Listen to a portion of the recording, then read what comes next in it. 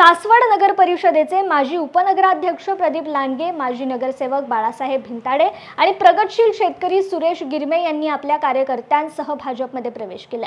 भाजपचे नेते मंत्री चंद्रकांत पाटील हे बारामतीहून पुण्याकडे जात असताना रात्री 8च्या सुमारास सासवड येथे थांबले असता हा प्रवेश घेण्यात आला। बारामती लोकसभेची जागा राष्ट्रवादीकडे गेली असता तरी पुरंदरमधील अनेक कार्यकर्ते भाजपमध्ये प्रवेश करतात, त्यामुळे पुढील काळात पुरंदर तालुक्यात भाजपची ताकद वाढण्याची शक्यता राजकीय जाणकार व्यक्त करतात। भारतीय जनता पार्टीचा विजय असो, भारतीय जनता पार्टीचा विजय असो, चंद्रकांत दादांचा विजय असो। भारतीय जनता पार्टीत स्वागत आहे, अभिनंदन, शुभेच्छा। गेली 30 वर्ष नगरपालिकेत सासवड शहरामध्ये दबदबा आहे। स्वतः उपाध्यक्ष होते। समोर आम्हाला जरा हात काढा, एक मिनिट दादा, एक मिनिट इकडे समोर दादा, समोर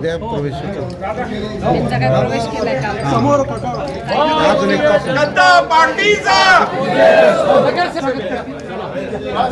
एक दो 5-7 मुलं आहेत।